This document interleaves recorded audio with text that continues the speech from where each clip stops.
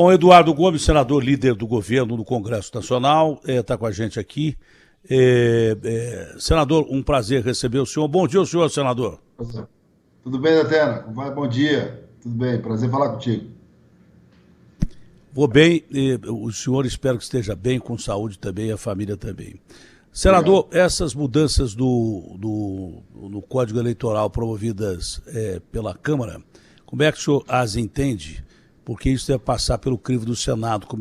Sob o ponto de vista de parlamentar, como é que o senhor entende essas mudanças, o que é correto para o senhor, o que não é correto, e se o Senado deve aprová-las ou não?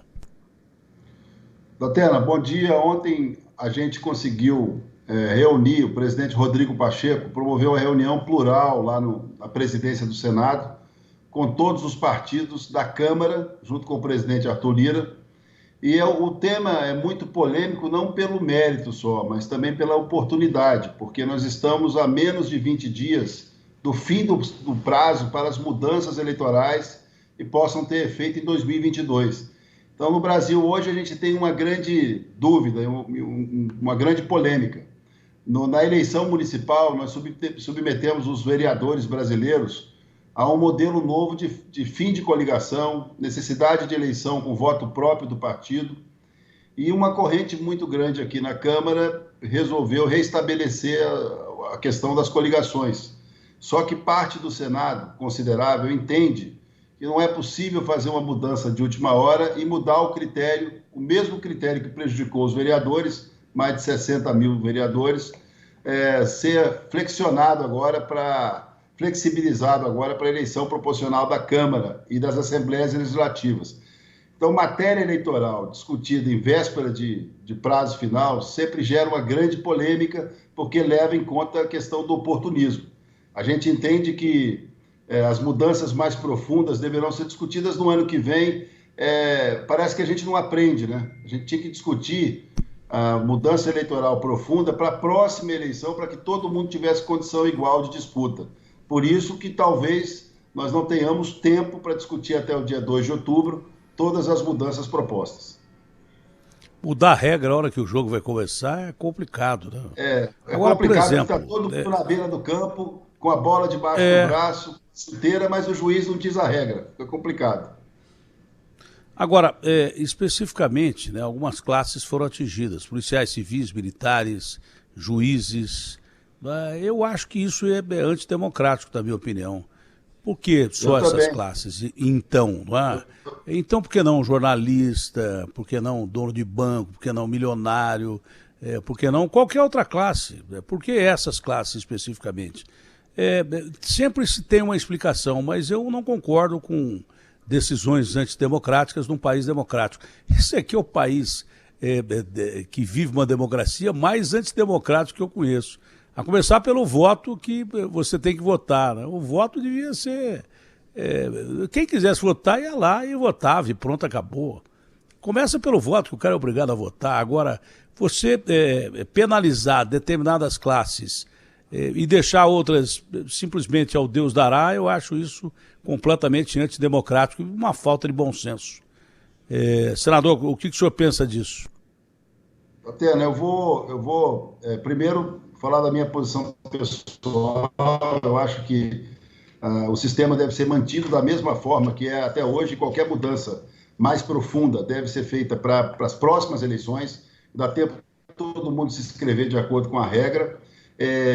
O presidente Bolsonaro, que é sempre muito questionado pelas suas opiniões e a forma de se expressar e tudo, foi o primeiro a dizer que não há condições de impor quarentena na véspera de eleição e que se, por exemplo, o ex-juiz Sérgio Moro venha a ser candidato, que é uma consequência da democracia, que seja. Então, essa questão da quarentena para policiais, juízes, tudo ainda está sendo discutida na Câmara, mas a gente entende que a imprensa e o trabalho que foi feito agora recentemente de divulgação dessa mudança repentina vai colocar água aí nessa questão aí, vai acabar, não vai passar. Quem quiser ser candidato no ano que vem vai ser candidato. Eu também sou contra, acho que qualquer mudança deve ter para a repercussão dela pelo menos um espaço de 4 anos para começar a valer, para que todo mundo tenha condição de ter analisar se quer ou não entrar na política, que não é uma coisa fácil, né, hoje em dia. A carta à nação do senhor presidente Jair Bolsonaro, depois do 7 de setembro, cumpriu o objetivo que ela deveria ter, que era de apaziguar a relação entre os poderes? Como é que foi essa carta recebida no Senado? Foi bem recebida? Porque muita gente também entende... Há duas formas de você analisar um pedido de desculpas, não é? Muitos dizem que é grandeza, para outros ela é interpretada como fraqueza e aí há ataques e coisas que tais. Eu não gosto de pedir muito desculpa daquilo que eu faço, não. Mas essa carta veio num bom momento para o país. O que o senhor acha que essa carta significou em relação ao equilíbrio dos poderes, que é, na verdade, o que a gente quer, que é a democracia? Datena, eu tenho certeza que veio num bom momento. Nós vivemos um momento de adaptação, todos nós da política, com a forma de comunicação que vive hoje o brasileiro e o mundo. Tudo é muito instantâneo, as pessoas têm certezas de segundos sobre todos os assuntos. Isso faz com que o nosso dia a dia político seja absolutamente impraticável do ponto de vista de construção de consensos mínimos, de convergência. E o presidente Temer, nesse episódio, deu uma grande contribuição. A gente entende também que foi um momento de muita tensão, em que o presidente Bolsonaro, que tem a forma muito beligerante, assim, na briga para fazer política, soube também compreender que nós estamos chegando ao limite nas discussões institucionais, com a participação, inclusive, da população, num momento de muita tensão. Então, o Brasil parece que, de ciclo em ciclo, vive de cartas também. Eu lembro muito bem que, na dúvida maior do início dos bons governos, em momentos de bons governos no país, tiveram como precedência a comunicação através de carta, como foi a carta ao povo brasileiro. Você se lembra bem quando houve dúvidas sobre a situação econômica do país e que foi lançado um documento, uma carta falando da questão da estabilização econômica. Então, de tempos em tempos, apesar de toda a tecnologia, do WhatsApp, de tudo, é preciso o ser humano de vez em quando escrever. Né? A carta faz efeito desde Perovar de Caminha. Então, tem hora que a gente tem que respirar, ver o que é prioridade, e nesse momento, prioridade para o povo brasileiro é recuperar emprego, ter saúde e tomar a vida de novo de uma forma mais comum, mais tranquila. Tem hora que a gente tem que desacelerar e ouvir mais, conversar mais, buscar convergência. Eu acho que é isso que essa carta trouxe, independente de partido, independente de posição ideológica. O brasileiro está precisando de um pouquinho de paz, né? É isso que a gente está precisando. O senhor disse uma coisa muito importante, fundamental. Como líder do governo, imagino que o senhor tenha contato próximo do presidente da República, senão não seria líder do governo. O presidente entendeu o que ele escreveu, ele vai professar o que ele escreveu, porque há uma diferença muito grande entre palavras ao vento e palavra escrita e assinada. Tem muita gente apostando que o presidente não vai conseguir manter o equilíbrio diante de críticas, porque, como o senhor já disse, ele é beligerante mesmo, ele ataca mesmo. Mas ele escreveu e assinou. Aliás, o Temer, quando me deu uma entrevista, o ex-presidente Temer me disse isso. O presidente entendeu que não só era o momento necessário para apaziguar os ânimos, mas que ele tem que mudar, mantendo-se a liturgia do cargo, para que os poderes não sejam ameaçados e que não haja desequilíbrio em relação aos nossos princípios democráticos. O senhor, depois dessa carta, conversou com o presidente e entendeu dessa forma o presidente ou não? Datena, eu acredito que o presidente Bolsonaro, pela primeira vez, veja bem, você imagina, e eu gosto muito das suas análises, da sua observação sobre a política, que apesar de ser muito popular e assediado permanentemente para participar da política, talvez seja hoje a personalidade da imprensa que tenha maior sensibilidade das brigas que ocorrem na vida política, no ambiente político. E o presidente Bolsonaro, ele tem permanentemente sofrido ataques, e a vida do presidente também não é fácil. Você imagina você governar um país como o Brasil, numa eleição dividida, praticamente em um ano de tratamento depois da posse, por conta da facada, depois a pandemia, e com tudo isso, o governo pôde fazer reforma da Previdência, uma série de providências do Congresso. Então, a vida do presidente Bolsonaro é absolutamente tensa desde o primeiro minuto.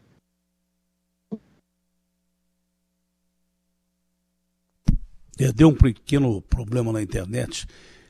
Se não der para fixar o Skype, bota por telefone, que o que interessa é o conteúdo, é a voz. Tá? Mas tem que ser feito rapidamente. Há algumas perguntas a serem feitas aí. Tá? Ao líder do governo no Senado, senador Eduardo Gomes, a entrevista que está sendo transmitida, inclusive, ao vivo pelo UOL. O senhor ia terminando, senador, foi interrompida a comunicação. Eu acho que o presidente entendeu e está pronto para um novo momento do governo, já que a gente precisa de uma verdadeira recuperação com a participação de todos. A questão política, o calendário eleitoral estabelece, tem convenção, tem campanha, tem debate, quem tiver melhor leva. Mas agora o presidente Bolsonaro vai realmente, eu tenho certeza que com o apoio de muitos que acreditam no seu governo, entrar numa fase agora mais objetiva de dar ao Brasil as condições que o Brasil precisa para gerar emprego e renda e melhorar a vida do povo. Por isso, eu tenho certeza que esse é um novo momento e que a gente precisa avançar com muita decisão para poder ajudar o país. Senador, eu recebi um recado agora que a Alessandra, filha do Luciano e mãe do Lucas, que levou um tiro na cabeça ontem, num assalto de Pix, não é? Quer falar comigo, eu vou ligar para ela depois, mas você fica meio que fora do ar, não é? Quando chega tão perto a violência assim, o Luciano do Vale foi um cara que me ajudou muito na minha carreira, quando eu vi que o neto dele tinha levado um tiro na cabeça. E, aliás, eu estou achando que está demorando muito para o Banco Central tomar medidas em relação a esse PIX, isso devia ser acelerado, e os bancos que poderão ser responsabilizados civilmente deveriam ser criminalizados penalmente por estarem utilizando um mecanismo que está simplesmente propiciando sequestros, roubos e mortes. Você não pode fazer uma coisa legal, ajudar bandido a matar, sequestrar, e o Banco Central está demorando demais e os bancos têm que ser responsabilizados por isso. Não é pagar multa de 10 milhões, porque banco, 10 milhões é dinheiro de pinga. Tem que ser responsabilizado criminalmente. Essa é a minha modesta opinião. O menino está entre a vida e a morte, não só ele. Um advogado foi morto aqui, pessoas são mortas por causa desse PIX. É um desespero terrível. Se o PIX não está funcionando, mas na Inglaterra funciona. Porra, a Inglaterra é outra realidade. A nossa questão de segurança pública é uma questão vital. Chega a ser até ser questão de segurança nacional, com tanta gente morrendo de fome, de vírus, de doença e gente morrendo de bala. Isso deveria mudar, não pode, de jeito nenhum. Esse PIX aí está sendo um fator terrível de possibilidade de sequestro, morte, tortura. O cara põe um revólver na cabeça de alguém e pede a senha. A pessoa não lembrou ontem, quase morreu. Esse menino não teve nem tempo de reagir. Eu não sei o que o senhor pensa sobre isso, senador. O que o senhor pensa sobre isso, já que eu recebi o recado agora aqui? O que o senhor pensa sobre isso? Eu penso que nós tivemos aí essa política emergencial, do auxílio emergencial, que colocou 60 milhões de celulares ligados direto a uma espécie de movimentação bancária, e a tecnologia, com seu avanço, proporcionou essa política do PIX. O que eu soube recentemente é que haveriam restrições de valores, mas se não for suficiente, é preciso parar e dar uma ajustada, né, Datena? Não há indenização que pague uma vida. E a gente sabe que também tem em cima disso uma série de questões de regulação de mercado. Confesso que é um assunto novo, mas é um assunto que precisa de providência urgente, e como eu ainda tenho poucas informações, vou manter contato com o Banco Central ainda hoje para me informar e dar ao seu programa qualquer dúvida que tiver sobre o que está sendo feito para que a sociedade acompanhe de perto. E realmente é um problema que era uma questão de atendimento do mercado financeiro e acabou virando uma questão de segurança pública. Foi o comentário que eu fiz. Se o senhor fizer isso, eu vou ficar, como senador, se o senhor fizer isso, e eu vou ficar muito agradecido em nome do povo brasileiro. Senador, existe uma expectativa que, apesar dos ânimos acirrados, não é? Quando não quer, três não brigam. Vamos alterar um pouco o ditado aí. Aquela expectativa de reunião entre os três poderes ainda existe. O Senado está fazendo força para isso? O senhor, como líder do governo, está fazendo força para isso? É bom que as pessoas se entendam e que haja democracia acima de tudo. Datena, é uma necessidade premente. Ontem nós tivemos pela primeira vez uma reunião com o presidente Arthur Lira e o presidente Rodrigo Pacheco, com todos os líderes.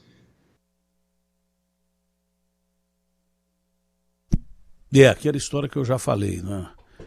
Quando vai e volta é melhor fazer por telefone, porque o virtual é bom antes do 5G, e o 5G não chega ao Brasil, já tem num monte de lugar no mundo. O virtual é bom quando funciona, mas é que nem peão de rodeio, sai do ar e volta logo. Vamos dar um tempo para que volte logo, mas eu sugiro que a gente faça a entrevista por telefone, porque o que vale é o conteúdo daquilo que fala o líder do Senado, o líder do governo no Senado. Já deveria ter alterado aí a ligação. Então vamos esperar mais um pouquinho para alterar isso.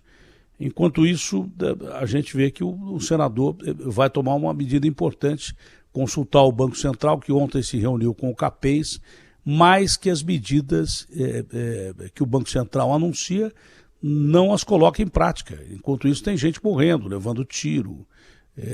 Tem gente que, na realidade, passa por uma situação difícil de sequestro. Ontem um caminhoneiro foi salvo pelo Garradop em cativeiro e sendo torturado, não é? Bom, senador, vamos pelo meio que o Grambel inventou há muito tempo e que dá certo.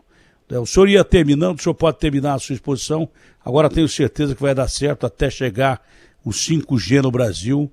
O virtual vai funcionando, mas funciona quando ele quer. Pois não, senador? Muito obrigado, Atena. Bom, o que eu dizia é que realmente há um desejo muito grande de que os três presidentes... Amigo. Tem dia que de noite não dá, né? Queria pedir desculpas aos ouvintes da Rádio Bandeirantes, queria pedir desculpas aos assinantes do UOL, mas infelizmente está impossível de entrevistar o senador nesse momento. Vamos refazer a linha com calma. Vamos fazer que nem a CPTM, né, Agostinho? Que toda hora sai do ar. A hora que o trem andar, andou, né? Dureza, não adianta empurrar o trem, né? Dureza. Agora, é muito importante... Estamos de todo jeito, virtual. Sinal de fumaça já. Pelo meio Grambel. Telepatia. A próxima alternativa será sinal de fumaça. Telepatia ainda eu estou na página 1 do curso. Agora... No propedêutico. Você lembra que tinha propedêutico? Nossa senhora. Bom, vamos. E aí, Agostinho? Não, só para dizer que é importante que o senador, líder do governo, se manifeste mesmo e vá atrás do Banco Central, porque é isso, quer dizer que o Pix, a tentativa foi agilizar, tornar tudo mais fácil, mais rápido, tá certo, a intenção foi boa, só que deu errado. Aqui no Brasil, a gente vive uma realidade diferente do restante do mundo, e não dá, cada minuto que você perca mantendo o Pix nesse formato, são vidas que estão correndo risco, é isso que você falou, não dá para brincar com isso. Para tudo e vamos repensar lá na frente, uma outra forma, um outro modelo. Não dá, não pode esperar mais, já passou da hora, Datena. E tem coisas importantes com o senador ainda, não sei se o senador voltou ou não, questão da MP, do Marco Civil da Internet, tem coisas importantes para a gente falar, na realidade, com o senador líder do governo, senador Eduardo Gomes. Vamos esperar que ele volte aí. Agora eu preciso que alguém me diga em que pé nós estamos da recuperação da... já está aí. Senador, desculpe pelos problemas, mas infelizmente hoje está difícil. Normalmente não acontece isso. Nós temos uma equipe técnica muito boa, a melhor do Brasil. É pequena, mas é boa. Mas normalmente não acontece. O senhor quer terminar a exposição que o senhor estava fazendo? Eu espero que fique no ar. E desculpe mais uma vez ao senhor e aos nossos ouvintes e aos assinantes do UOL também. Muito obrigado, Datena. Só para concluir, eu estava dizendo que a gente agora volta para uma certa rotina aqui no Congresso Nacional de sessões presenciais, onde os parlamentares conversam entre si, onde é possível os encontros reais. Nós vivemos um tempo de pandemia onde todos estavam falando pelo computador, pelo telefone, mas a gente entende agora que estamos próximos de um momento em que o Poder Legislativo, Executivo e o Judiciário se entendam para que a gente encerre um ano de 2021 com toda a esperança de que 2022 seja o ano da recuperação. Então, quero agradecer a você, a sua equipe maravilhosa, a toda a audiência da Bandeirantes e da UOL, e dizer que estamos aqui à disposição. Tá? Muito obrigado aí pela oportunidade de falar um pouco sobre o trabalho do Congresso Nacional. Senador, como é que o governo recebeu a decisão do presidente do Senado, Rodrigo Pacheco, em derrubar a MP do Marco Civil da Internet? O governo vai insistir com essa MP ou não? Eu acredito que a medida provisória, até pelo momento que foi editado, o debate que ocorreu sobre a oportunidade ou não de discutir esse assunto nesse momento, vai construir uma nova alternativa. Eu acho que o marco da internet, você não pode tolir totalmente, mas ainda existem reparos a serem feitos sobre a política de comunicação nas redes. Eu sou autor, da constitucionalização da Lei de Proteção de Dados, a PEC 17 de nossa autoria, que garante ao cidadão brasileiro proteção aos seus dados. É um assunto complexo, muito importante, e que eu queria, inclusive, depois ter uma oportunidade futura para falar com você e com os seus ouvintes sobre isso. Então, eu acredito que o episódio da devolução da medida provisória está superado. Qualquer outra medida que for feita com relação a esse assunto será feita agora com a participação dos três poderes. Porque se tem um assunto que não é de um governo, ou de outro governo, ou do Congresso, é o assunto de regulação ou de entendimento das redes.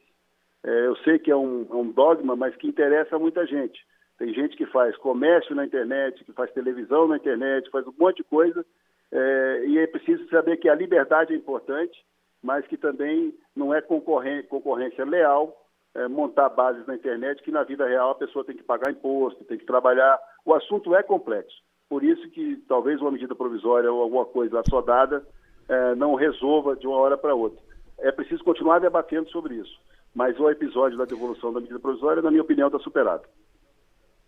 Senador, dentro da sua sensatez, acima de tudo, que eu estou percebendo é muito maior do que muita gente tem e que é necessária nesse momento de instabilidade do Brasil, que a gente precisa de um Congresso que socorra, um Congresso e um governo que socorra o povo brasileiro que está com fome, não tem comida do prato, que proteja desses aumentos abusivos que a gente tem, desde alimento a combustíveis, que dê soluções sociais para o povo brasileiro. Dentro desse aspecto, há que se ter muita calma nessa hora, e quem tem que ser acudido é o povo brasileiro. Pelo governo, e o Paulo Guedes não está fazendo isso, sobre essa próxima pergunta, e também pela Câmara e pelo Senado, o Congresso que representa o povo brasileiro. Precisamos de mais pauta social e menos briga, menos mudança eleitoral, menos complicação, e sim ajuda ao povo. Assim diz o manual da misericórdia, da boa vontade, e o manual que regra os representantes de todo o povo, é governar para o povo e pelo povo. Numa situação de crise, quem tem que ser protegido é o povo.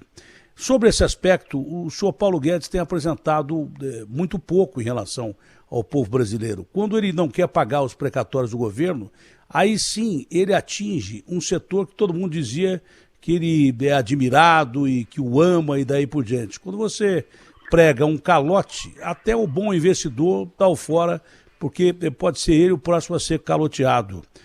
O senhor acredita que o governo vai conseguir apoio no Congresso para o parcelamento dos precatórios? Como é que o senhor analisa a figura do ministro Paulo Guedes adiante da economia brasileira, que vai muito mal, com a inflação crescendo acima do limite, com preços terrivelmente abusivos?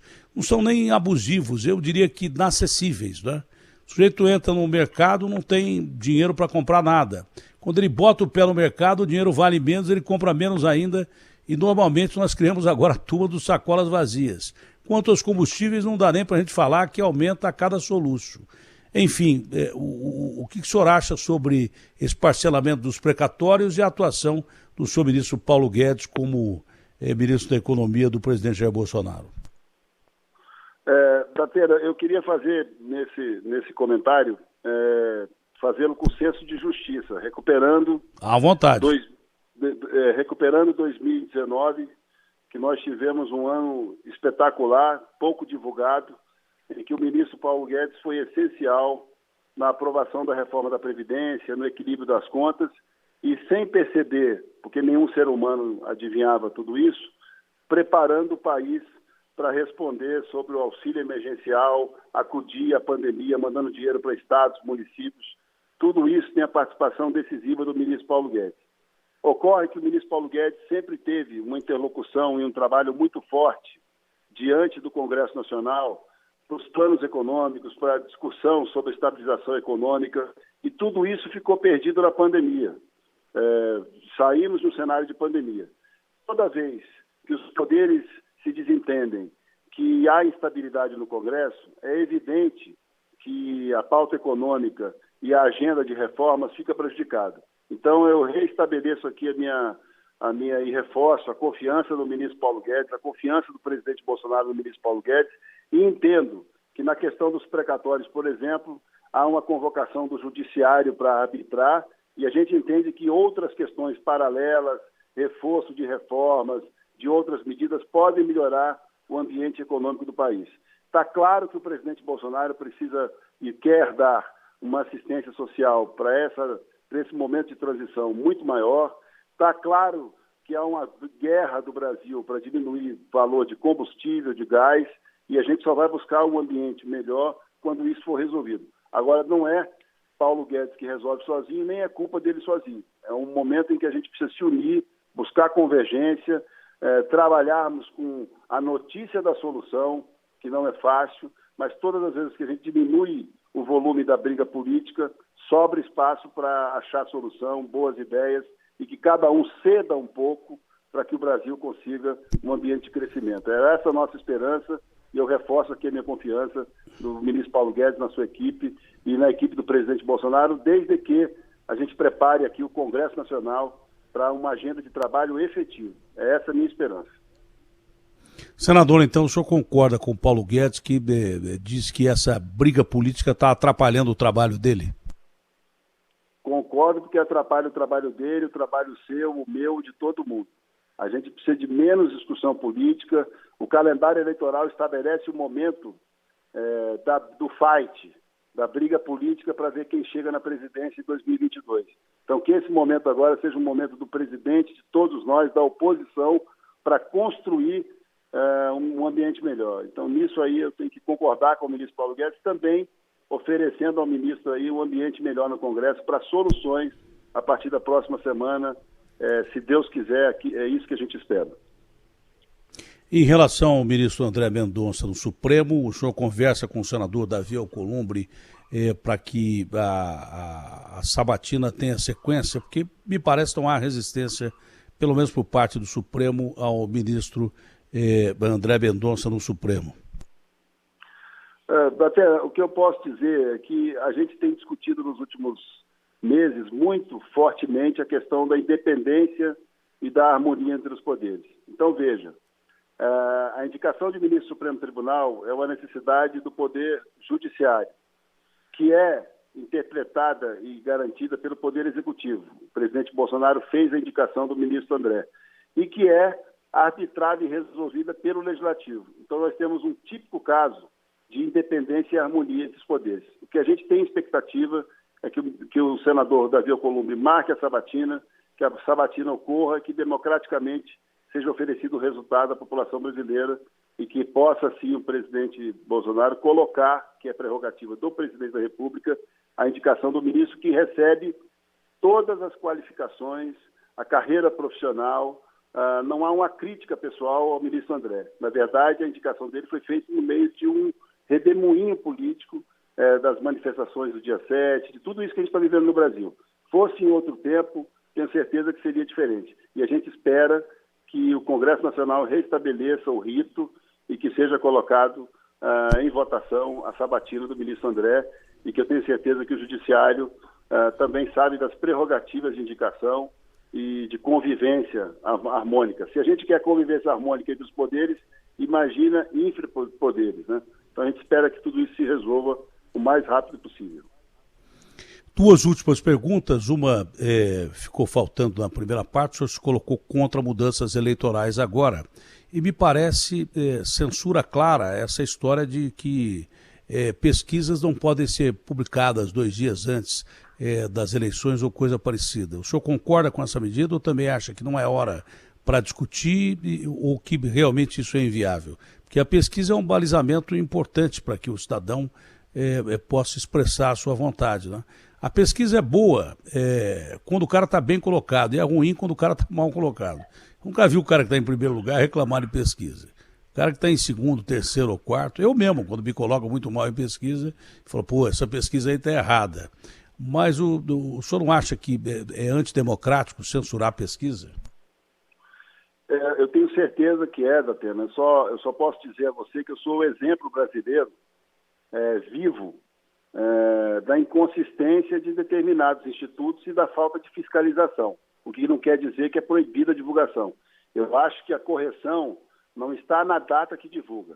Se dependesse de pesquisa, eu não estaria falando aos ouvintes da rádio agora como senador da República. Eu sempre fui colocado, na eleição de 2014, erraram 28 pontos percentuais com a minha votação. E agora eu fui o senador mais votado do meu estado, aparecendo em 4º, 5º e 6º lugar nas pesquisas. Eu sempre brinco, ainda bem que Instituto de Pesquisa não fabrica remédios, senão ia matar muita gente.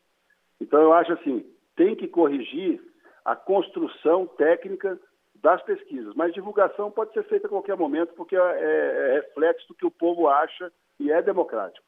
Então sou contra que seja proibida a divulgação, mas eu sou a favor que algum sistema de regulação, alguma aferição precisa ser feita, porque todo profissional que oferece o serviço, existe margem de erro, existe compreensão para quando ele é mal prestado, mas se é um serviço que tem valor, é preciso ter qualidade. Mas eu também concordo que não é proibindo 2 dias a divulgação que vai mudar, porque essa influência da pesquisa errada, ela pode vir desde a convenção, né? Tanto é que sempre tiveram medo da sua candidatura, porque sabe o potencial de crescimento todas as vezes que seu nome foi citado. Por isso que pesquisa é importante que seja boa, não interessa de quando ela venha a ser divulgada. Senador, para encerrar, outro dia me perguntaram sobre partido. Eu falei, amigo, se partido fosse bom, chamava partido, chamava inteiro. Então tem uma pressão política de políticos do MDB para o senhor e o senador Fernando Bezerra serem afastados do MDB por causa da aliança com o presidente Jair Bolsonaro. Em algum momento o senhor foi muito importante para o MDB, né? E há como você se manter isento, tomando posições isentas. Eu estou percebendo que o senhor, como líder do governo, é uma pessoa muito sensata. É a primeira vez que eu tenho a oportunidade de conversar com o senhor mais longamente e estou percebendo uma sensatez muito grande. E insensatez por parte do partido, porque o senhor foi importante para esse partido no momento que o partido precisava. E ser descartado agora porque é líder do governo, o senhor mantém, pelo que eu estou percebendo aqui, a sua isenção em relação a atitudes do governo. O senhor é um senador da República que, obviamente, como líder do governo, tem que batalhar pelas causas do governo, mas faz isso de uma forma justa e deve interpelar, inclusive, o senhor presidente com coisas que o senhor não considera corretas. Eu estou enganado ou não, senador? Datena, eu sempre digo, tenho muito orgulho de ser líder do governo, presidente Jair Bolsonaro, no Congresso Nacional, porque quando fui convidado, sabia o presidente da República que eu votei no governador Geraldo Alckmin para presidente da República e no segundo turno votei no presidente Bolsonaro. Portanto, trazia a capacidade, humildemente a capacidade de colaboração com o governo, mas sempre respeitei o meu partido, votei sempre com o governo e votei sempre com as teses do MDB. Talvez isso tenha sido divulgado por uma corrente interna do partido que gosta muito de fazer especulação. Porque imagine, se eu e o presidente Fernando Bezerra fôssemos discutir esse assunto hoje no MDB e fôssemos conversar com o presidente de honra do nosso partido é o presidente Michel Temer, que deu uma grande colaboração ao povo brasileiro agora como um articulador da pacificação do país.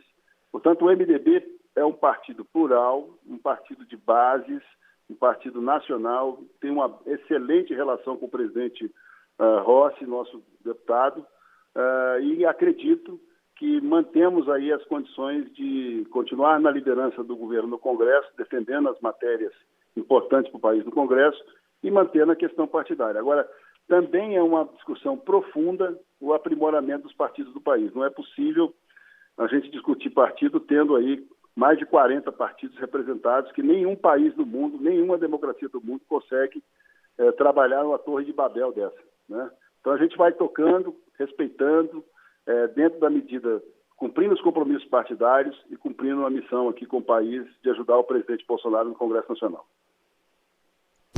Senador, foi um prazer conversar com o senhor. Obrigado, bom a gente ouvir pessoas sensatas no momento difícil que o país está passando. Um abraço grande, saúde ao senhor, família e ao povo brasileiro. Um abração, senador. Muito obrigado, Atena.